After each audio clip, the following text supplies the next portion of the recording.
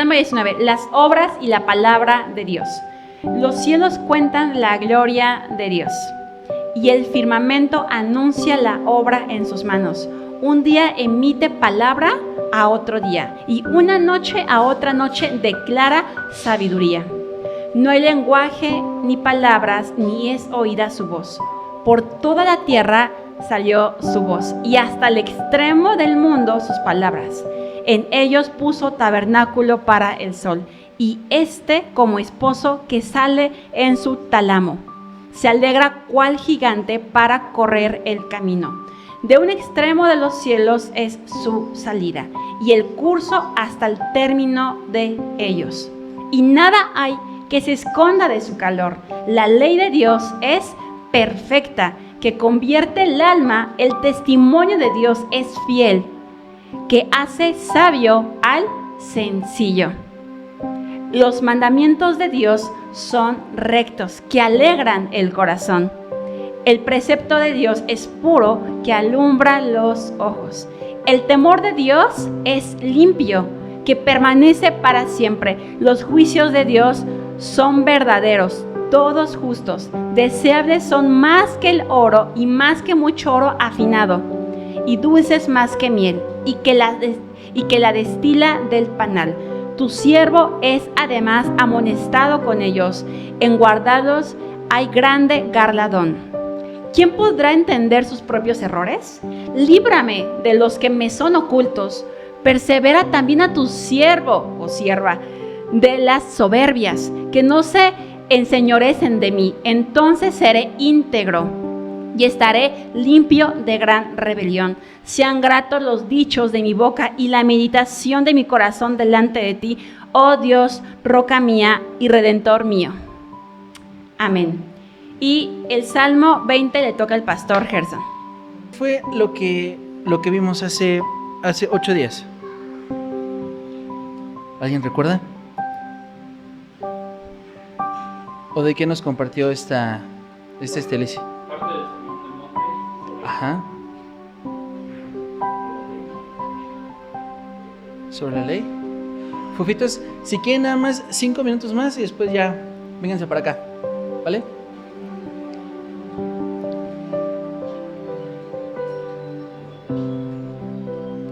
A ver, parte del Sermón del Monte, la ley, a ver qué vieron respecto a la ley. ¿Qué vieron?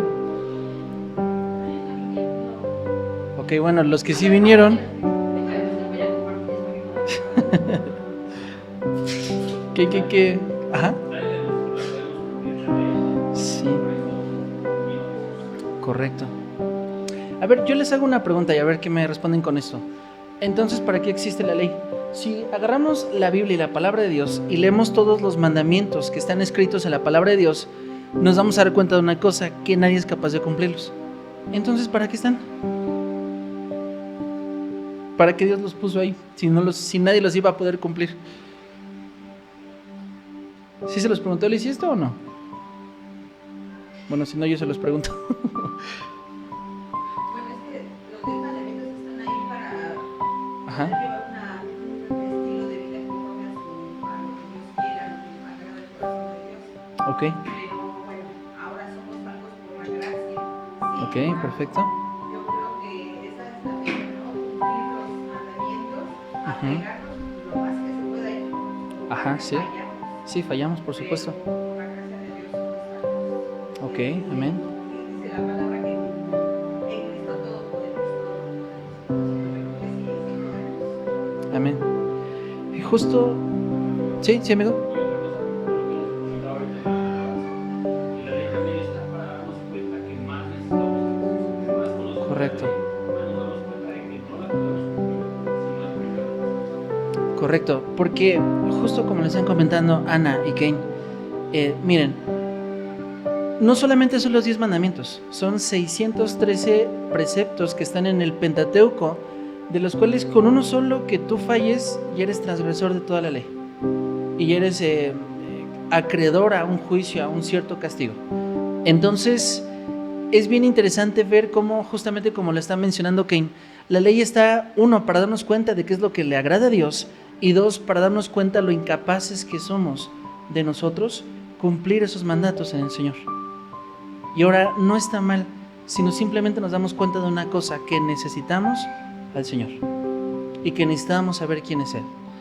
Pero bueno, hoy vamos a ver dos temas muy importantes referente al Sermón del Monte. Recuerden ustedes que el Sermón del Monte es una de las predicaciones más importantes, aunque todas lo son, de nuestro Señor Jesús, donde Jesús estaba en el monte de la meseta de Corazim, dando una instrucción a muchas personas de cómo tenemos que vivir nosotros nuestra vida cristiana de una manera muy práctica. Pero bueno, les voy a hacer una pregunta, quiero que la piensen, oramos y después de orar respondemos esa pregunta. La pregunta es la siguiente: denme por lo menos, pueden haber más de una respuesta correcta, pero denme por lo menos una razón por la cual es válido casarse. Ya vimos las bienaventuranzas, ya vimos que somos sal y luz en la tierra, ya vimos que Jesús no vino a abolir esa ley, sino a cumplirla en él. Ahorita vamos a hablar respecto al matrimonio, según lo que sigue en Mateo capítulo 5. La pregunta es la siguiente: denme por lo menos una razón válida por la cual es bueno casarse. Vamos a orar. Padre Santo, en el nombre de Jesús, mi Señor, te alabamos y te bendecimos, Padre, porque eres bueno. Padre, porque tu misericordia es para siempre. Padre, porque tu poder en nuestra debilidad se perfecciona, Señor, y nos dejas ver lo hermoso y lo precioso que eres tú. Padre, te damos gracias. Padre, bendecimos tu santo nombre y, Señor, pongo este tiempo en tus manos para que sea un momento de edificación para tu iglesia, Señor, para tu cuerpo.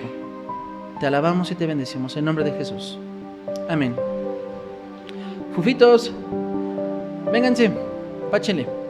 Al rato salimos otra vez, no se preocupen. Bueno, mientras que las chicas van pasando, cuéntenme, díganme ustedes.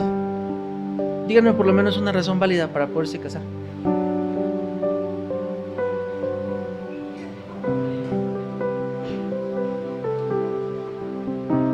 ¿Mande? ¿Sí? Ok, para no vivir en pecado. ¿Qué más? Dependencia.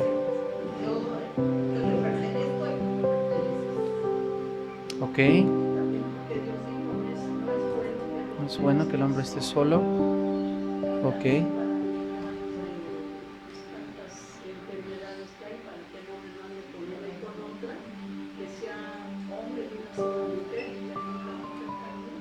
Ok. Entonces, a ver, yo llego de pronto con Liz y le digo: mi amor, nos vamos a casar porque no me quiero enfermar del virus del papiloma humano o del SIDA. Vamos a casarnos por eso. O porque no quiero estar solito. A ver, chicas, ustedes que van entrando, Sol, Jessie, Jos, díganme por lo menos una razón válida por la cual es bueno casarse. Ok, la carga es más ligera entre dos. Bueno, más bien yo les hago una pregunta. Bueno, tú ya no, Sol, porque tú ya estás casada, ya saliste en el sorteo, ya, tú ya. Pero a ver, Jessie y Jos, ¿ustedes por qué se quieren casar?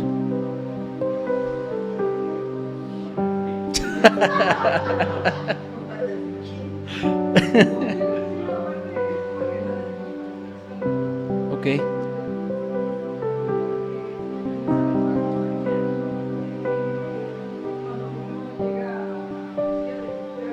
Ajá. Ok. Ajá.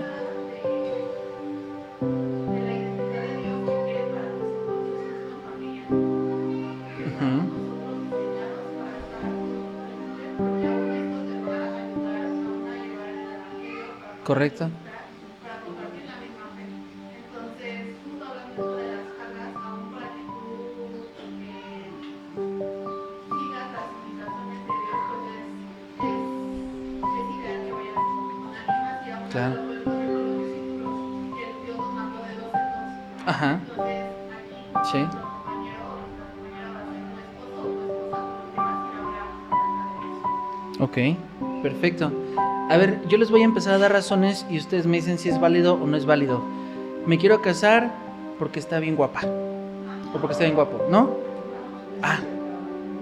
¿Sí? ¿Se acaba? Pregúntele a mi esposa si se acaba. No, hombre, cuando yo me casé con ella estaba mejorcito, pero... Ajá. Por supuesto. Por supuesto. Ok. A ver, me quiero casar con esta persona porque gana mucho dinero. ¿No? Ok. A ver, me quiero casar con esta persona porque ya tengo 30 años y ya se me está yendo el tren. Y ya muchos se casaron. Y me tengo que casar yo. Ok, miren, ¿por qué les comento todo esto? Porque aunque pudiera parecer broma, sí son razones por las cuales muchas personas se casan. Porque está guapo, porque está guapa, porque tiene dinero, porque pues ya me estoy quedando y me tengo que casar. Y hay muchas razones porque ya le embaracé o porque ya salimos con el domingo 7 y pues chin, ni modo, me tengo que casar. Hay muchas razones por las cuales las personas se casan. Y yo me di cuenta de una cosa, cómo la figura del matrimonio cada vez se va denigrando más. Ya es muy fácil hoy en día tratar el tema del matrimonio como si fuera cualquier cosa y pues nos casamos, total. A ver, pues ya vivimos juntos, ya estamos juntos, pues nada más hay que formalizarlo. Nada más hay que ponerle fecha y todo y ya estamos bien. ¿Por qué les estoy comentando todo esto? Porque el matrimonio no es algo que se debe tomar a la ligera. El matrimonio no es algo que sea nada más, bueno, vamos al Zócalo y boda grupal y nos casamos todos. No es nada más eso. El matrimonio conlleva mucho más allá de lo que nosotros pensamos. No llevo mucho casado con mi esposita, vamos a cumplir 8 años en este diciembre que nosotros decidimos unir nuestras vidas en matrimonio y hemos comprendido una cosa, que el matrimonio va mucho más allá de lo físico, el matrimonio va mucho más allá de lo económico, incluso de los hijos.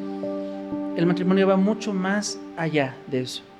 Cuando nosotros leemos en Génesis lo que dice Dios a este Adán, por tanto el hombre dejará a su padre y a su madre y se unirá a su mujer y serán una sola carne, no está hablando únicamente referente al sexo, no está hablando únicamente esa unión marital entre el hombre y la mujer.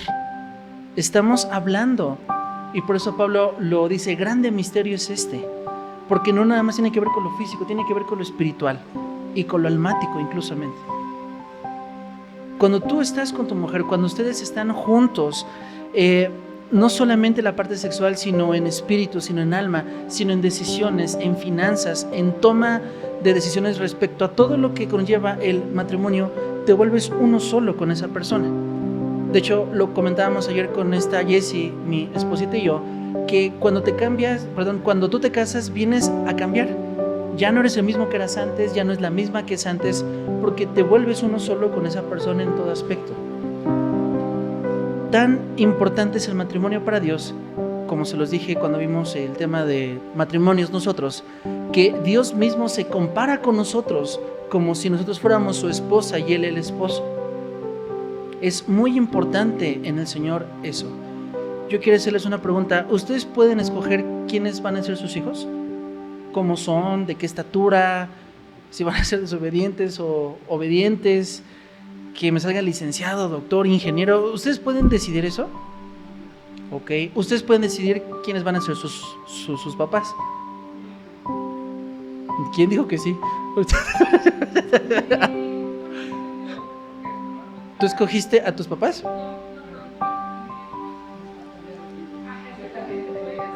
Perdónenme. Ya, no, perdón, o sea, qué bueno que lo comentas, Sol, no, hago esta aclaración. ¿Ustedes escogieron quién fue su mamá y su papá? Ok. ¿Escogieron quiénes son sus primos? Los jefes de su trabajo, ¿no? O sea, hasta me pusieron cara ya como de, no, hombre, ojalá hubiera escogido otro que fuera. ¿Ustedes pueden escoger con quién se van a casar? ¡Qué diferencia! Nosotros sí podemos escoger y elegir a la persona que queremos pasar el resto de nuestras vidas con ella. Hay varios videos famosillos que hacen las personas en el Zócalo o en varios países y les preguntan a los hombres lo siguiente: a ver, tienes a tu mamá, tienes a tu esposa y tienes a tu hija, ¿quién es más importante? A ver, yo les pregunto, ¿quién es más importante? ¿Mi mamá es santa, chula, sagrada, preciosa, mi esposa o mi hijita? ¿Quién? La esposa. En teoría, ahora sí que digamos que la teoría y la práctica es muy distinto, ¿no? Pero a ver, en teoría mi esposa debería estar primero. Curiosamente las personas que les preguntan o responden que su mamá o responden que su hija, pero nadie dice que su esposa. De hecho, por ahí alguno se atrevió a decir en esa entrevista, es que la esposa es reemplazable. A mi mamá no la puedo cambiar y a mi hija no la puedo cambiar, pero a mi esposa sí, me puedo buscar otra. Por eso les digo, no se me hace, no me extraña, no me espanta ver que hoy en día el tema del matrimonio es una figura tan atacada, porque si tú atacas la cabeza y lo primero que Dios ha instituido, todo lo demás se viene abajo. Se viene abajo los hijos, se viene abajo los nietos y toda la estructura que Dios va poniendo se viene hacia abajo. Por eso es que Jesús no escatimó a la hora de hablar respecto al matrimonio. Pero quiero que veamos esto, es muy importante. De hecho es lo más importante que vas a hacer en toda tu vida, más que tus hijos, incluso más que tu ministerio. Para mí, más que ser pastor, es más importante mi relación con mi esposa. No que los menosprecio a ustedes, por supuesto. Saben que los amo mucho, pero nunca estarán por encima de mi esposa. Y yo espero que ustedes decidan igual. Mi esposa y mi esposo están antes que cualquier cosa. Antes que mi trabajo, antes que la economía, antes que mis propios deseos incluso. Mi esposa y mi esposo están antes de. Si tenemos bien ubicadas nuestras prioridades, todo lo demás tomará un correcto curso y un correcto cauce. ¿Por qué? Porque después cuando se casan por algún motivo incorrecto, por eso es que hay tantos divorcios. Por hombres que antepusieron sus necesidades antes que su esposa, o la esposa prefirieron antes los hijos que su propio marido, y viene un desorden en muchas cosas por no tener bien claro nuestro orden de prioridad. Mande. ¿Sí? Ah, por supuesto. Sí, justamente el ministerio es tu labor en esta tierra que Dios te haya puesto a hacer. Es decir, mi ministerio es ser pastor, es ser maestro, es enseñarles a ustedes. Pero eso no supersede a mi relación con mi esposa. De la misma manera ustedes, cuando ustedes se casen, estará primero su esposa y su familia antes que su llamado al servicio al Señor. ¿Por qué? Porque Jesús lo dijo, empieza por tu casa. Yo no puedo predicarles a ustedes si mi esposa anda quién sabe por dónde, que por cierto, ¿dónde está mi esposa? Ah, está con los niños. Yo no puedo enseñarles a ustedes si no soy congruente con lo que yo estoy haciendo. Yo no puedo predicarle a mi esposa y a mis hijos, yo no puedo predicarles a ustedes si antes yo no le prediqué a mi esposa y a mis hijos. Hay un orden de prioridad, como yo les estaba diciendo. Pero bueno, ya les pregunté eso, una razón válida por la cual es bueno casarse. Recuérdame tu nombre, mi amor. Belén. Belén, dime un motivo. Bueno, pregunta, ¿te quieres casar algún día o no? Ok, dame una razón válida por la cual te quieres casar. Ya te puse en jaque. ¿Qué piensas? Bueno, o pregunta, ¿por qué te quieres casar? Bueno, piénsala y cuando ya la tengas, levantas la mano. Miren, cuando yo me casé con mi esposita, y era lo que compartí ayer con esta Jessie, no somos perfectos. De hecho, te das cuenta de las muchas cosas en las cuales vas fallando y aún te hace falta mucho. Mi esposa y yo tenemos nuestras conversaciones de hace 10 años, cuando empezábamos a ser novios, y cuando lees esas conversaciones te das cuenta de las peleas absurdas y ridículas que tenías en ese entonces. Ya las lees ahorita y dices, hasta te das pena a ti mismo y dices, híjole, no me tuve que haber peleado por eso, era completamente inmaduro e infantil. Pero yo recuerdo algo, que cuando nos casamos, al finalizar la ceremonia y todo lo que estábamos haciendo, recuerdo que me pasaron por ahí un piano, un micrófono, y teníamos varios invitados de nuestro trabajo, donde en ese entonces estábamos mi esposita y yo. Y pues Liz y yo dijimos, pues a ver si hay personas nuevas, vamos a aprovechar para hablarles y compartirles acerca de Dios. Y fue bien interesante porque me acuerdo que agarré el micrófono yo y me lo quitó mi esposita. Y Liz empezó a dar un mensaje evangelístico llamando a las personas hacia Jesús. De hecho, yo les di una indicación que vinieran hacia acá con nosotros y empezamos a entonar unos cantos. Sin darme cuenta, ese fue el principio de lo que mi esposa y yo vendríamos a hacer muchos años adelante. porque cuando nos casamos yo no era pastor, cuando nos casamos ni siquiera compartía, pero entendimos una cosa, que Dios nos había unido por algo. Dios no nos unió para traer estos chiquitos hermosos a la tierra. Dios no nos unió para que mi esposa y yo fuéramos muy felices. Sí forma parte de, pero Dios nos llamó a anunciar su evangelio a las personas. Liz y yo tenemos muy en claro eso. Ya años después, mi pastor Jorge me dijo, pues vas, te toca ser pastor, y empieza a compartir a las personas, y así Gerson y Lizzie empezaron a llevar su tarea a cabo. Cuando ustedes leen la palabra de Dios y dicen no se unan en yugo desigual, quiere decir una cosa, todos aquí sabemos qué es el yugo. Ok, en la antigüedad, cuando dos animalitos araban la tierra juntos, se les ponía una yunta en el cuello que se llamaba yugo. Ponían dos animales a la par con un madero entrelazando los cuellos y tenían que caminar juntos. Si alguno caminaba más rápido que el otro, estrangulaba al otro animalito. O si un animal se quedaba cansado, el otro lo iba jalando, y de la misma manera se iban lastimando mutuamente hasta que alguno de los dos moría. Lo mismo es en el matrimonio. Si tú no tienes la misma visión y dirección que tu esposa y que tu esposo, y no vas a la misma dirección, vas a acabar estrangulándolo y matándolo. Por eso es que no es una decisión que se tome tan a la ligera. No es que cualquiera que pase ahí, ¿te quieres casar conmigo? Pues dale, vámonos. No es tan fácil, no es tan sencillo. Y sobre todo porque es algo tan precioso y tan hermoso que no se da a la ligera. Bueno, ya les pregunté razones válidas para poderse casar. Ahora quiero hacerles una pregunta más escabrosa, más dolorosa. Díganme una razón válida por la cual es correcto divorciarse.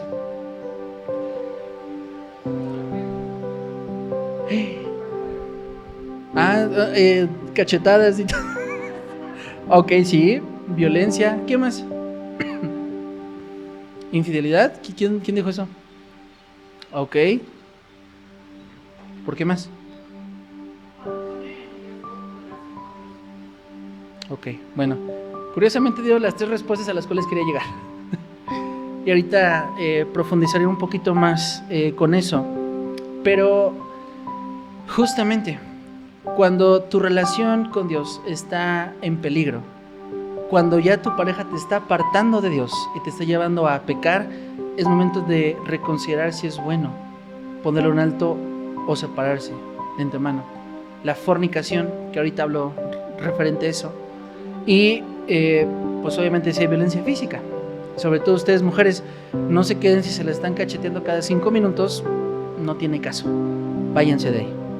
Pero bueno, Mateo capítulo 5. Me voy a ir de atrás hacia adelante, ¿vale? Primero vamos a hablar del adulterio. Mateo capítulo 5, verso 27. Jesús dice: escucharon que les fue dicho, no cometerás adulterio. Pero yo les digo que cualquiera que mira a una mujer para codiciarla, ya adulteró con ella en su corazón. Por tanto, si tu ojo derecho te es ocasión de caer, sácalo y échalo de ti. Pues mejor te es que se pierda uno de tus miembros y no que todo tu cuerpo sea echado al infierno. Si tu mano derecha te es ocasión de caer, córtala y échala de ti. Pues mejor te es que se pierda uno de tus miembros y no que todo tu cuerpo sea echado al infierno. ¿Todos aquí entendemos que es adulterio? Ok. A ver, cuando nosotros hablamos acerca del adulterio, estamos hablando de una ruptura de un pacto sagrado. ¿Cuál es ese pacto sagrado? El matrimonio. Cuando nosotros nos paramos delante de las personas y de Dios y un pastor nos está bendiciendo en unión para nuestro matrimonio, o cuando vas al registro civil y firmas, estás haciendo un pacto ante la sociedad, ante los hombres y Dios, de lo que tú estás estableciendo con tu cónyuge, sea tu esposo o sea tu esposa. Cuando viene la fornicación, cuando viene el pecado, rompes ese pacto.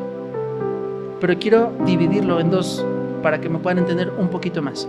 Si yo veo por ahí pasar una muchachona y me la quedo viendo y ya la estoy deseando en mi corazón y ya estoy pensando, imaginándome cosas que no me tengo que imaginar, aquí Jesús dice, ya estás adulterando por lo que tú estás viendo. Así es que vivimos en una sociedad donde se nos dice que es muy natural ver, que es muy normal incluso ver videos, no hay ningún problema mientras que no hagas nada. No, yo les digo, sí hay un problema. ¿Y por qué hay un problema? Porque hay cosas que se están gestando en tu corazón. ¿Ustedes piensan que los esposos son infieles de un día al otro nada más porque sí, pues se me pasó por ahí la secretaria, mi amiga del trabajo, y pues ya caí con ella? O las mujeres en el trabajo, no, pues es que el otro me estaba haciendo, insiste, y pues caí. El pecado y la manera en la cual se gesta el pecado empieza a suscitarse de una manera muy sutil, muy sutil. De hecho, ayer le ponía un ejemplo a Jesse, con un pastor que se llama Marcos Vidal, y él decía, una vez fuimos a una casa de campo y el cuidador nos dijo, ¿sabes qué? Cierra la puerta bien y pon el tapete porque te va a entrar un roedor. Cuando Marcos entró y cerró la puerta, dijo, aquí hay 1 centímetro, aquí no va a pasar nada. Y él estaba sentado comiendo y vio como una ratota por ese centímetro se metió. Yo no sé cómo le hacen esas condenadas ratas, pero en verdad se hacen como tortillas y pasan. O sea, yo digo, pues que no tienen esqueleto, pasan. Entonces fue todo un relajo sacarla, encontrarla, llevarla afuera, y fue todo un relajo por ese centímetro, por no hacer caso por ese centímetro. Entonces Marcos decía lo siguiente: al diablo no le des ni 1 centímetro, porque por ese centímetro se puede meter y puede pasar. Puedes tener toda tu puerta y ponerte de las 7 piezas, las 6 piezas de la armadura de Dios que Kay nos ha estado enseñando. Ya tengo mi casco, mi yelmo, la espada, el escudo, pero no me puse las chanclas, no me puse el calzado presto del Evangelio de la Paz. Con 1 centímetro que tú dejes abierto, se puede meter todo a tu vida. Todo empieza de una manera muy sutil. Empiezas con videos, empiezas con películas, empiezas con ciertas consideraciones, y cuando te das cuenta te vas deslizando, y ya cuando te diste cuenta ya estás muy lejos de donde tú estabas, y caes en el pecado y en la fornicación. Ahora, eso es referente al adulterio. Cuando nosotros nos permitimos ciertas cosas dentro de nuestro matrimonio.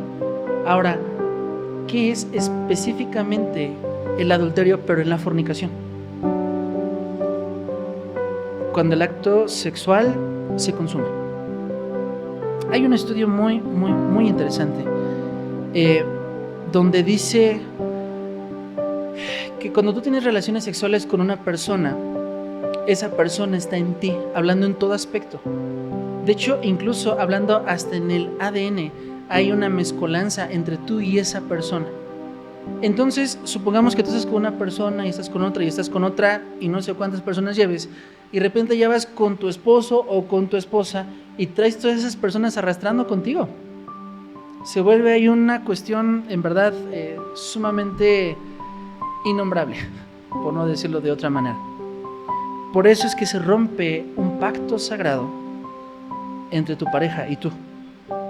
Cuando llega a ver eso, y vamos a ver lo siguiente para que me entiendan un poquito más. Pero bueno, antes de ir a eso, por eso Jesús dice, ten cuidado. Yo sé que no hablamos de una manera literal, pero si tu problema es la vista, pues mejor sácate el ojo para que no veas. Si tu problema es que tienes que andar de tentón y tienes que andar tocando, mejor córtate la mano. ¿Qué te es mejor? ¿Entrar mocho o manco al reino de los cielos o entrar con todo tu cuerpecito al infierno? Tengan cuidado, mi amada iglesia. A veces pareciera ser que exageramos. A veces pareciera ser que es que esos cristianos siempre son bien exagerados y no te dejan tomar y te dicen que no hagas esto y el otro. Pero hay una razón y hay un porqué. Porque justamente cuando nosotros estamos delante de Dios y delante de las personas, podemos presentarnos de una manera pura y limpia, o podemos presentarnos con quién sabe cuánta porquería cargando en nosotros. Ahora, Él es un juez, sí, pero Él es fiel y justo para perdonarnos si nosotros nos acercamos a Él y le decimos, Señor, aquí estoy con mi pecado, límpiame, Señor, lávame. Pero por supuesto que el pecado trae consecuencias. Seguimos más adelante en Mateo 5, verso 31. Mateo 5, 31. También fue dicho, cualquiera que repudie a su mujer, dele carta de divorcio. Pero yo les digo que el que repudia a su mujer, a no ser por causa de fornicación, hace que ella adultere, y el que se casa con la repudiada comete adulterio. ¿Entendieron esto? No se preocupen, ahorita explicamos esto bien. En la antigüedad, Moisés le permitió, ojo, a los varones darle carta de repudio a su mujer por cualquier motivo. Hasta porque se le saló la sopa, hasta porque me cayó gorda o ya subí unos kilitos de más. Era una cuestión muy jerárquica el hecho de decir los hombres, pues le puedes dar carta de divorcio. Es más, si quieres tener más de una esposa, no hay problema. Puedes tener más de una esposa, así como el rey David, así como Salomón, que se nos pasó de lanza y tenía 1000. Pero bueno, hablando de ese aspecto en particular, por supuesto que no era justo, pero hay una razón por la cual Dios permitió eso. ¿Ustedes saben por qué Dios permitió eso? Darle esa carta de repudio a tu mujer. Hay una razón, una sola y simple razón. Ahí mismo en Mateo, vamos al capítulo 19, por favor. Mateo 19.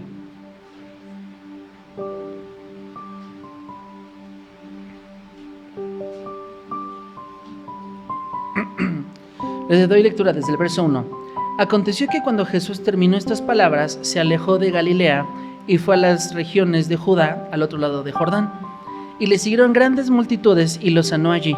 Entonces vinieron a él los fariseos, tentándole y diciéndole: ¿es lícito al hombre repudiar a su mujer por cualquier causa? Él respondió, les dijo: ¿no habéis leído el que los hizo al principio varón y hembra los hizo?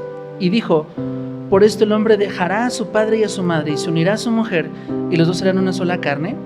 Así que ya no son más dos, sino son una sola carne. Por tanto, lo que Dios juntó no lo separe el hombre. Le dijeron: ¿por qué? Entonces, pues Moisés mandó dar carta de divorcio y poder repudiarla. Aquí está la respuesta. Él les dijo: por la dureza de sus corazones, Moisés les permitió repudiar a sus mujeres, mas al principio no fue así. Yo les digo que cualquiera que repudie a su mujer, salvo por causa de fornicación, y se casa con otra, adultera, y el que se casa con la repudiada, adultera. Aquí me detengo tantito y quiero hacer una enorme aclaración. Jesús aquí nos está diciendo una cosa: el único motivo válido que yo te doy para divorciarte y para separarte es por causa de la fornicación. Vale, por ya algo que se dividió, por algo que se rompió, por un pacto que dices, híjole. Y aún así yo les hago esta consideración: hay matrimonios que yo conozco que han podido superar eso y han podido seguir adelante, pero también conozco muchos otros que no lo han podido superar. Entonces, por eso yo les decía, y aquí Jesús está diciendo: si no es por causa de fornicación, no te divorcies de tu mujer. Y si te divorcias de tu mujer aún así con eso y te casas con otra, estás haciendo que ella adultere contigo, porque rompiste el pacto inicial, el pacto sagrado. Quiero comentarles una historia muy breve y muy rápida de un profeta que se llamó Oseas. Y Dios le dijo a este Oseas: toma a una prostituta, a la cual tú quieras, y cásate con ella. Oseas escogió una prostituta, se casó con esa prostituta, tuvieron hijos, y esta mujer, en el lapso que estuvieron juntos, se fue con uno, con otro y con otro hombre. Y al fin y al cabo, Oseas dijo: pues, ¿por qué me mandas casarme con una mujer adúltera, con una mujer que es una prostituta y anda atrás de uno y otro hombre? Y Dios dijo: así son ustedes. Dile a mi pueblo que así son ustedes, que se van con uno, con otro y me son infieles constantemente por todos lados y no son capaces de serme fieles.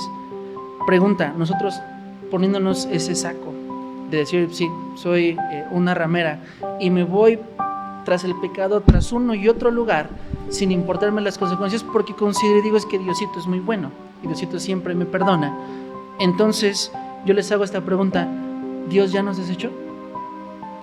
¿O Dios ya dijo: ya, llégale de aquí, estás bien sucia, ya te voy a dar carta de repudio? ¿Dios nos ha dado carta de repudio a nosotros? Por supuesto que no.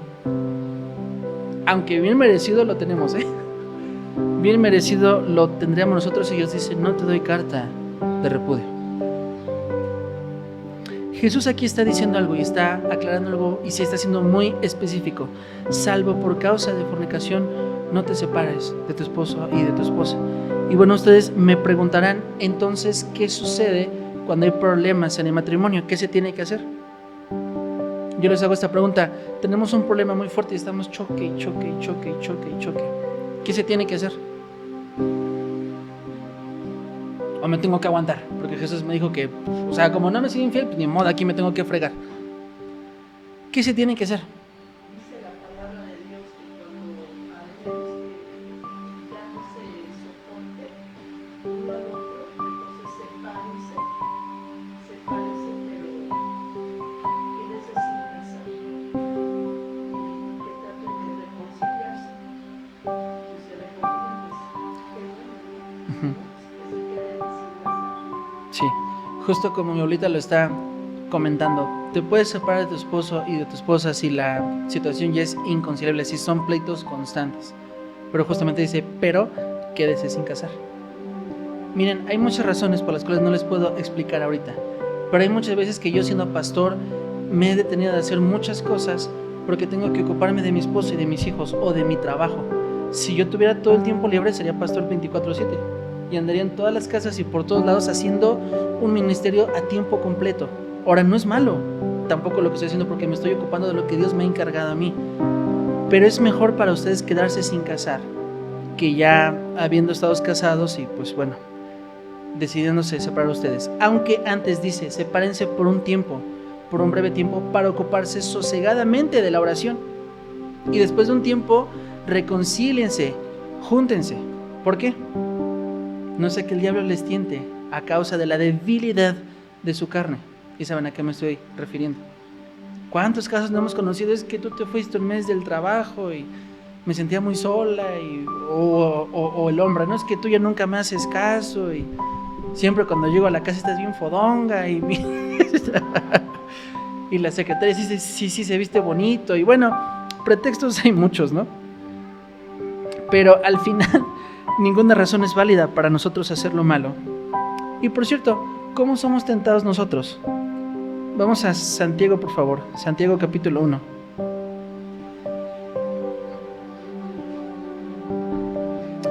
Por ahí le hicieron una entrevista a este músico famoso. No recuerdo su nombre, solo su apellido. Se llama él Nodal.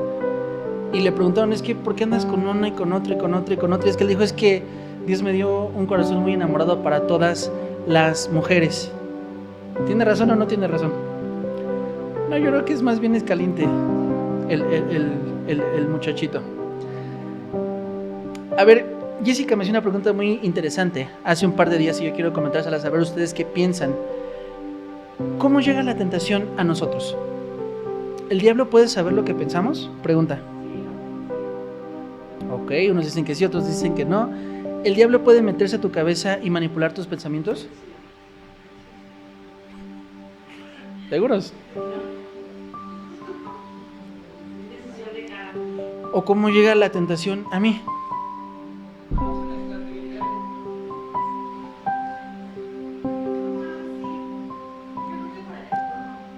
Ok.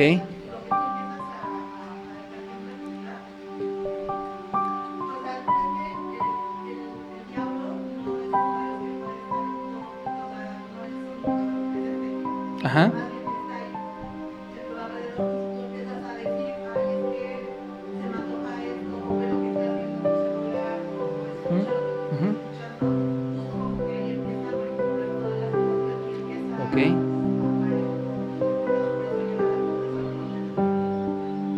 Ok, a ver, Kane siempre les ha dicho algo, Kane, y tiene mucha razón. La principal batalla está en tu cabeza y en tu mente. Vamos a responder esta primera pregunta. ¿El diablo puede saber lo que tú estás pensando? Ok. ¿El diablo puede manipular tus pensamientos? ¿Sí o no? No. No puede. A ver. Miren. A ver. Es un trabajo en conjunto perfecto con tu carne y con Satanás. Los dos se llevan muy bien. Pero a ver, él no puede saber lo que tú estás pensando. Él no lo puede saber. ¿Y por qué? Porque la palabra de Dios dice que el único que discierne los pensamientos, el único que conoce el corazón hasta lo más profundo, es Dios. Es más, Ni siquiera ustedes mismos, y eso se los he dicho 1000 veces, ni siquiera ustedes mismos se conocen a ustedes mismos. Por eso es que esa frase absurda, en verdad, vamos a quitárnosla de nuestra cabeza, de nuestro corazón, cuando el mundo nos dice es que siga tu corazón, lo que tu corazón te dicte. Es una tontería enorme, en verdad.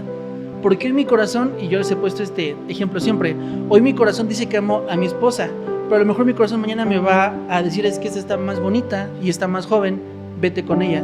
No. Por eso, justamente, el corazón es malo y perverso. ¿Quién lo conocerá? Solamente el Señor. Entonces, Satanás no puede saber lo que tú estás pensando. Él no puede manipular tus pensamientos, pero sí puede susurrarte cosas al oído. Y puede tentarte de muchas maneras. Pero, ojo, y era lo que yo le explicaba a esta Jessie. A mí me sucedió una situación hasta cierto punto dolorosa, donde tenía yo a 2 personas, a 2 ovejitas por así decirlo, y curiosamente cuando ellos iban a partir con el Señor, ellos empezaron a buscarme mucho a mí, pero en verdad muchísimo. Uno de ellos es Iván, ustedes no lo conocen, salvo Edgar, y otro sí lo conocieron ustedes, él se llamó Beto. Y el último tiempo de vida de este Beto me buscó muchísimo y me mandaba mensajes y llamadas y me pedía verlo. Y para mí fue muy escabroso que la noche en la que falleció Iván tenía 3 llamadas perdidas de él. La primera llamada yo la vi y dije, no, ahorita no le quiero contestar. Y las otras 2 llamadas simplemente volteé mi celular y ya cuando supe qué había pasado, él había fallecido.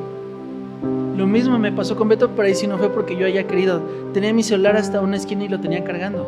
Y tenía 2 llamadas perdidas de Beto y una de Rosy. Y ya cuando agarré el celular y vi que era Beto, a los 10 minutos Rosy me manda mensaje y me dice, ¿qué crees? Que Beto ya falleció. Entonces para mí fue un cargo de culpa y de conciencia que dije, ¿qué hubiera pasado si les hubiera respondido el teléfono? ¿Acaso hubiera habido un chance? ¿Acaso les puede haber dado una palabra? Y siempre nosotros somos así, o tal vez pude haber hecho algo más, o tal vez pude haber orado por él, por el teléfono en ese momento y no hubiera muerto. Y esas cosas las empecé a decir en voz alta. Mientras que estaba pasando lo de Beto, estaba yo solo porque era tarde ya, y las empecé a decir en voz alta y yo le decía, Señor, ¿estoy acaso haciendo algo mal? Y empecé a escuchar en mi mente, sí, estás haciendo mal. Y empecé a escuchar varias cosas, hasta que llegó un momento donde me detuve y dije, a ver, espérame, esa no suena a la voz de mi Padre. Jesús dice algo en su palabra, mis ovejas conocen mi voz. Ellas saben quién soy yo. ¿Cuántos hombres somos aquí? A ver, somos 1, 2, 3, 4, 5, 6. Somos 6 hombres. Si ponemos a mi hija Giselle aquí y cada uno de ustedes dice una palabra y después hablo yo, mi hija va a saber cuál es la voz de su papá, porque conoce a su papá y conoce su voz. Sobre todo los hombres que estamos aquí, lo mismo con ustedes. Cuando tengan hijos se van a dar cuenta que pueden haber 20,000 hombres hablando y sus hijos van a diferenciar la voz de su papá. De la misma manera ustedes, si pasan tiempo con su papá, van a aprender a discernir la voz de su papá. Y me di cuenta de eso, que cuando lo empecé a decir en voz alta, empezaron a llegar esos pensamientos a mí y decir, híjole, no. Después yo le hablé con esta Lizzie y yo le dije, mi amor, no seas no me consideres porque soy tu esposo, o sea, sé dura y sé directa. ¿Crees que hice mal con esto y esto y esto y esto? Y mi esposa me recordó muchas cosas que yo no había recordado. Y sí, justamente en lo que fue Iván y lo que fue Beto, estuve vez tras vez atrás de ellos. De la manera que fuera posible, apoyándoles, bueno, no, hay cosas que no voy a decir por el micrófono porque va a quedar grabado. Pero muchas veces y muchas maneras nosotros estuvimos al tanto de ellos, procurándoles, amándoles y estando con ellos en todo lo que nosotros pudimos. Pero aún así ellos toman la decisión de decir sí o no queremos. Eso ya depende de cada quien, mi amada iglesia. Pero a ver, ustedes no digan que son tentados de parte de Dios. Es más, ni siquiera digan y le echen la culpa al diablo. Es que cochino diablo, cómo viene y nos tiente y ve y cómo es... No le echen la culpa a eso. Santiago 1, verso 12. Bienaventurado el varón que soporta la tentación, porque cuando haya resistido la prueba recibirá la corona de vida que Dios ha prometido a los que le aman. Cuando alguno es tentado, no diga que es tentado de parte de Dios, porque Dios no puede ser tentado por el mal, ni él tienta a nadie, sino que cada uno es tentado cuando de su propia concupiscencia es atraído y seducido. Entonces la concupiscencia, después que ha concebido, da a luz el pecado, y el pecado siendo consumado da luz a la muerte. Explico eso, todo empieza como una idea nada más. Después, cuando la concupiscencia empieza a trabajar en tu mente y en tu corazón, hasta empiezas a maquinar cómo vas a llevar a cabo ese pecado. Las trabas, las mentiras, todo lo que vas a hacer para poder conseguir lo que tú quieres, y ya por fin da luz y es consumado el pecado. Ese es el proceso en el cual el pecado llega. Entonces, cuando llega la primera fase, que es tu propia concupiscencia y tu propia tentación, y tú te das cuenta de lo que ya estás pensando, remítelo completamente a Dios, apártate de tu pecado, huye. Yo les he dicho esto muchas veces, ¿cuál es el único pecado que en la Biblia dice que no se puede vencer? ¿Mande? La tentación. La tentación es el único pecado en el cual no vas a poder salir. Se los firmo que todos los que estamos aquí, cuando cada quien es tentado conforme a su propia concupiscencia, vamos a poner un ejemplo, un hombre alcohólico, lo dejas en una cantina con muchos borrachos y con varias botellas, vamos a ver si no toma. Con la presión, una persona que tiene adicción a la pornografía, déjale un celular, lo va a agarrar y va a ver videos pornográficos, seguramente. Un hombre que tiene problema con las mujeres, así como nuestro querido amigo Cristian Nodal, a ver, lo deja solo con 5 mujeres, seguramente va a ser muy fiel y se va a mantener firme. Lo que hemos notado nosotros y conocemos por tendencia, ya sea por chismes o por lo que sea, o por vivencia propia, que cuando nosotros nos vemos ante la tentación, todos, absolutamente todos, caen. Todos. Ese es el único pecado que nunca, nunca, nunca vas a poder vencer. Entonces, ustedes me dicen, bueno, Gerson, entonces, ¿cómo venzo la tentación? ¿Qué se tiene que hacer con la tentación? ¿Cómo vences ese pecado entonces? ¡Córrele! ¡Vámonos! Nosotros siempre ponemos este ejemplo cuando hablamos de esto, pero cuando José estaba siendo tentado por la esposa de Potifar, de ándale, acuéstate conmigo, y así, prefirió José rasgar su ropa y echarse a correr y pasar 14 años en la cárcel que ceder ante la esposa de Potifar. Es preferible huir, es preferible exagerar, en verdad, mis hermanos, se los aseguro, es preferible exagerar. Córrele, vámonos. No se presten, en verdad, para este tipo de situaciones porque pueden ser peligrosas para todos ustedes. Regresamos a Mateo. Mateo 5.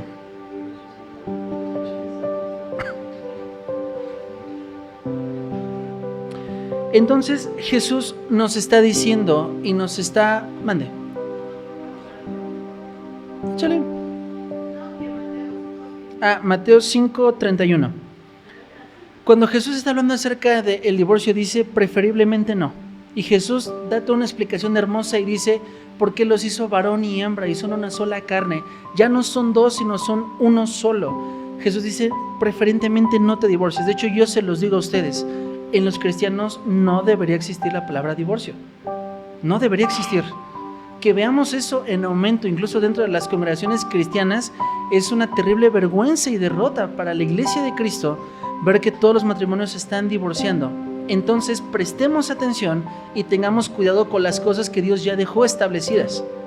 No crean ser fuertes, no crean ser sabios en su propia opinión, no crean ser superiores y decir esto no me va a pasar a mí porque sí pasa. Cuando ustedes crean estar firmes, como lo dice Pablo, miren que no caigan y que no resbalen. Mejor les es, o mejor nos es, bajar nuestro rostro al piso, reconocer quién es Dios y decir, Señor, líbrame, por favor. Conocen esa oración del Padre Nuestro, ¿no? Por eso Jesús dice dentro de su oración, líbranos del mal, no me metas en tentación, porque justamente sabes que soy débil, sabes que soy torpe. Si los hombres cristianos, si los hijos de Dios podemos mantenernos sin caída, no es porque seamos excelentes, es por la obra de Dios en nosotros. Yo sin Dios soy igual o peor que cualquier hombre, en verdad. Completamente deplorable. Es más, no hombre, como cualquier ser humano. Cualquier ser humano sin Dios es completamente deplorable y capaz de muchas cosas malas. Correcto. Y como lo leíamos en el Salmo, creo que es en el Salmo 7 o en el Salmo 8, donde David decía, el necio dice en su corazón, no hay Dios, no existe Dios. Es de necios, incluso de personas muy tontas, decir es que Dios no es real, Dios no existe, Dios esto, Dios no el otro. Lo más sensato, lo más inteligente, lo mejor que harás en tu vida es decir, sí está Dios, reconócelo y apártate del mal. Ahora, el proceso en el cual, me voy un poquito más rápido, el proceso en el cual Dios nos mete constantemente es para enseñarnos a ver, uno, que somos incapaces de cumplir la ley, pero que en Él sí somos capaces. Porque no por eso voy a decir, es que tú sabes que no podía cumplir la ley, Señor, y por eso es que me metí con 20 mujeres. No hay pretextos para eso. No, justamente yo, porque Gerson Gutiérrez reconozco que soy hombre y que soy débil, le digo, Señor, ayúdame, líbrame. Y yo mismo me aparto y le huyo cuando veo alguna cosa, córrele, vámonos. En serio, en verdad. Hay muchas veces que es mejor correrle. Y vamos a esta parte importante. Y nuevamente hablando, y queda muy bien con el matrimonio que oyó, creo yo. Mateo 5:33. Además, ustedes han escuchado que les fue dicho a los antiguos, no perjurarás, sino que cumplirás al Señor tus juramentos. Pero yo les digo, no juren en ninguna manera ni por el cielo, porque es el trono de Dios, ni por la tierra, porque es el estrado de sus pies, ni por Jerusalén, porque es la ciudad del gran rey, ni por tu cabeza jurarás, porque no puedes hacer blanco uno solo de tus cabellos, que tu hablar sea sí, sí, y no, no. Porque lo que es más de esto, del mal procede. Es decir, si le añades, si le sumas, no vale, no cuenta, sino por el contrario te es peor. Creo que este ejemplo ya se los había puesto yo, pero supongamos que ustedes van al banco y piden un préstamo. Nada más con la pura palabra basta. Es decir, te pago. ¿Con eso basta? Quiero ver que vayan a cualquier institución bancaria, es más, hasta las de departamentales, y les digas, pero te lo juro, mira, por el osito Bimbo que sí te pago. Y quiero ver que vas a decir, sí, toma, aquí están 100,000 pesos. ¿No acaso hay contactos? ¿No acaso hay que tu dirección? ¿No acaso hay que algún aval? Algo, justo un estudio socioeconómico para ver si estás o no estás en el buró de crédito. Hay muchos estudios que se te hacen para ver si eres una buena persona para acreedor a un préstamo. Miren, hoy en día la palabra no vale. En verdad, no vale. Y más, y yo esperaría en verdad esto, que cuando nosotros digamos una cosa, las personas nos conozcan porque somos cumplidores, y que lo que Gerson, que lo que Kane, que lo que Fernando, Edgar, Ana dicen, se cumple. De hecho, es bien curioso que mis hijitos hermosos, sí he tratado mucho de enseñarles eso, que cuando papá dice algo, lo cumple. Cuando les digo los voy a llevar al parque, es porque los voy a llevar al parque. Cuando les digo que les voy a comprar algo, es porque les voy a comprar algo. Por eso es que cuando yo les digo alguna otra cosa, se emocionan tanto, porque saben que es verdad. ¿Cuántos padres conocemos que en verdad, híjole, desde chiquitos son bien mentirosos? Te prometo que te voy al parque, no, y te voy a comprar esto y lo otro, no. Es que si no va a venir el coco y te va a robar. O sea, cosas que dices, está de más meter la mentira, en verdad.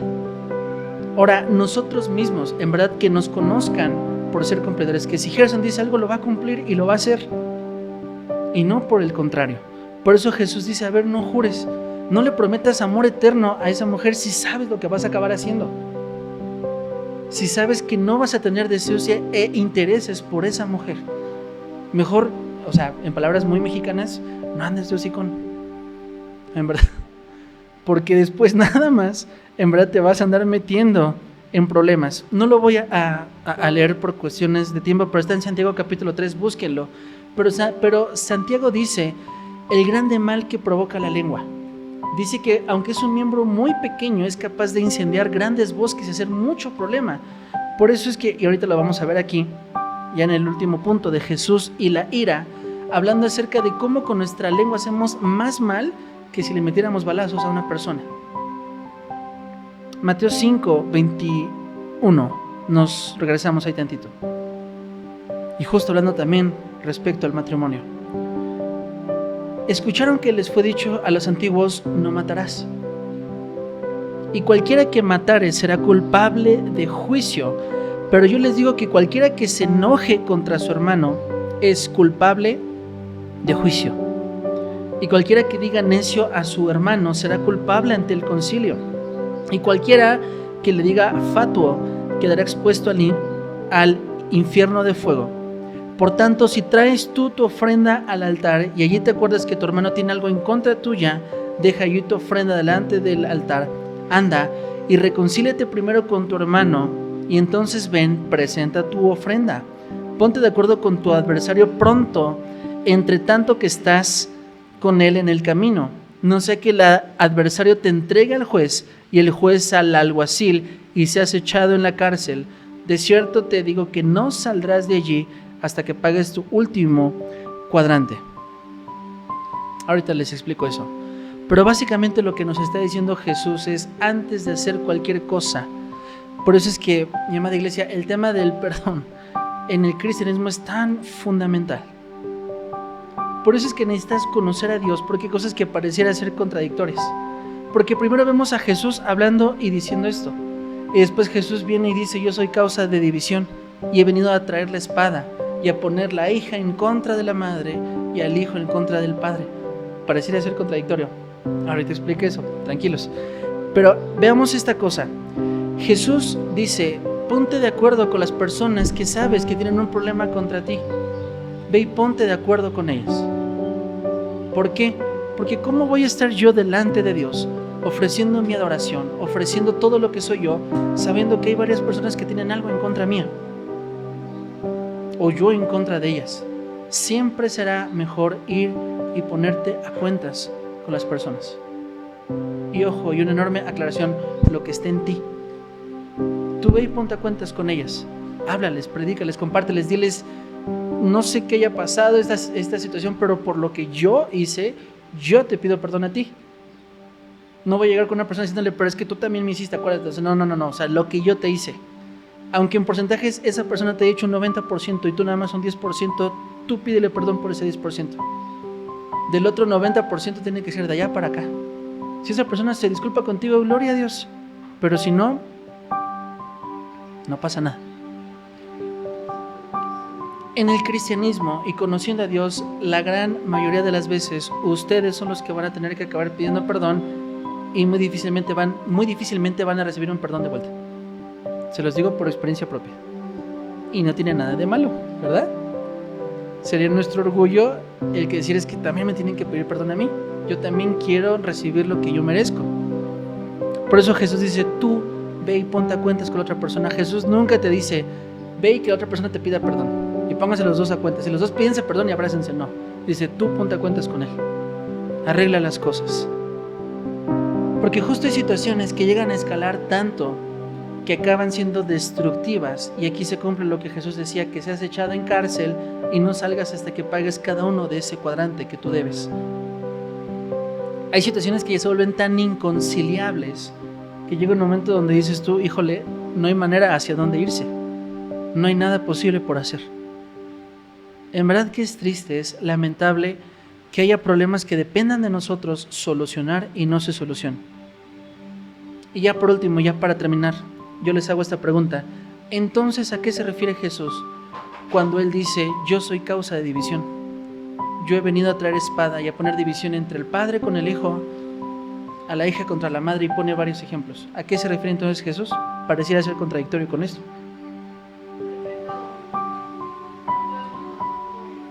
Ok.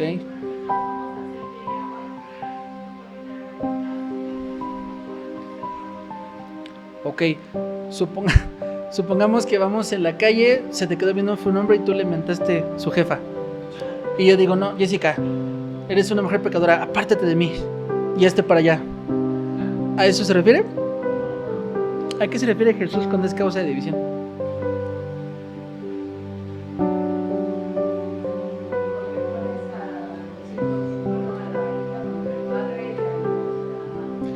No, hermanita, no haga eso.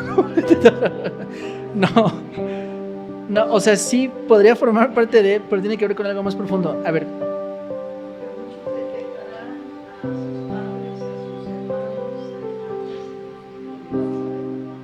Exacto. La única división posible en el Señor es cuando es por causa de Cristo. es cuando nosotros decimos que me es más lícito, obedecer a Dios antes que a los hombres o a los hombres antes que a Dios. No es que, pues es que, exacto. Ajá, sí, sí, porque justamente, y más aquí en México, somos muy dados a que la familia es la ley y te puedes pelear con todo el mundo, pero la familia es la familia y pase lo que pase tienes que estar con ellos. No necesariamente. Cuando la causa es Cristo Jesús, cuando el motivo es decir, es que esto es inconciliable, esto no se puede hacer así, dices, lo lamento. Y aún así, cuando nosotros marcamos distancia, cuando nosotros marcamos pauta, no es en son de venganza, no es en son de ahora va la mía, es en son de me duele profundamente tener que hacer esto, pero no puedo cohabitar con eso. Yo le estoy poniendo un ejemplo muy extremo, pero es como si cierto sector de tu familia fueran satanistas y a fuerzas quisieran meterte a una secta con ellos mismos, es decir, papá, mamá, tío, tía, abuelita, no puedo convivir con eso. Me es imposible hacer eso. Hay muchas cosas que por causa de Cristo, y eso se los digo de antemano, lo van a vivir. Lo vivió Jesús, lo vivieron los apóstoles, yo lo he vivido, ustedes lo van a vivir. Que por causa de Cristo esto les traiga problemas, incluso con familiares cercanos. ¿Qué vas a comentar, amigo? Justo como un testimonio respecto a eso, que yo cuando decidí bautizarme, le dije a mi mamá, oye mamá, me voy a bautizar y quiero que estés ahí, ¿no? Porque eres importante para mí. Me dijo, está bien hijo, yo te apoyo porque eres mi hijo, pero quiero que sepas que yo nunca voy a creer en lo que tú estás haciendo ahorita. Ajá. Tú por tu lado y por el mío.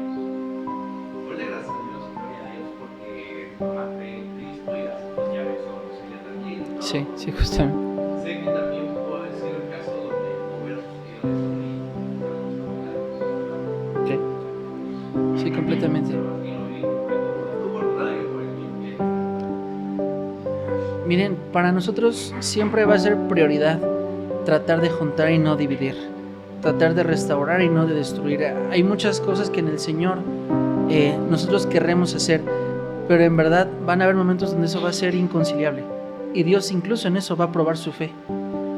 En Dios decir, ¿me amas más a mí o amas más a tu familia? ¿Amas más a tu mamá o a tu papá? ¿A tu hermana, a tu tío, a tu abuelito? ¿A quién amas más? ¿Al Señor? ¿O a lo que tienes en esta tierra? Porque justamente, y ya con eso termino y oramos, se acercaron los fariseos a Jesús para tratar de tentarle nuevamente y le plantearon una situación donde una esposa tuvo varios esposos en vida y dicen, cuando llegue en el cielo va a ser esposo del uno, del otro o del otro. Y Jesús les dice, ¿no ignoran que en el cielo no estarán casados ni dándose en casamiento? Jesús diciéndoles, el mero esposo va a estar ahí. Arriba no nos van a preocupar las cosas de acá abajo, ni siquiera la familia, porque seremos uno solo en el Señor, con todos los que hayan decidido creer en Cristo Jesús. Así como Jesús lo dijo, mi Padre, mi Madre y mis hermanos son los que están aquí haciendo la voluntad de mi Padre. Superior es el cuerpo de Cristo que tu familia consanguínea. Superior es Jesús, sobre todo en esta tierra. No todos están dispuestos a entregar todo por causa de Jesús. Y ahí es donde muchos se detienen, ahí es donde muchos dicen, ay, no le entro yo, porque yo no puedo dejar esto o a tal persona, o yo no me puedo hacer esto a un lado. Ahora, no me malentiendan, no les estoy diciendo que se aparten de todos. Por el contrario, acérquense a ellos, muéstrenles el amor de Dios. Les estoy hablando yo de casos extremos, en el momento dado que se pudieran dar. Como el joven rico, ¿no? Que vende todo y sigue en mí. Sí, como justamente dice Edgar, llegó un joven rico y le dijo a Jesús, Señor, cumplo todos los mandamientos, me porto bien y hago todo bien. Jesús, conociendo su corazón, le dijo, bueno, vende todo lo que tienes y sígueme. Dijo, no, pues, ¿qué pasó, Jesús? No. Y lo dejó y no lo siguió. Todos aquí tenemos algo que diríamos, es que esto sí no lo suelto, esto sí no lo dejo. Bueno, plantéatelo con el Señor. Bueno, ¿alguien tiene alguna pregunta? ¿Algún comentario? ¿Algo que quieran decir? ¿Algo que no haya quedado claro? ¿Seguimos con el Sermón del Monte, vale? Bueno, vamos a orar. y dejar esto en manos de nuestro Señor.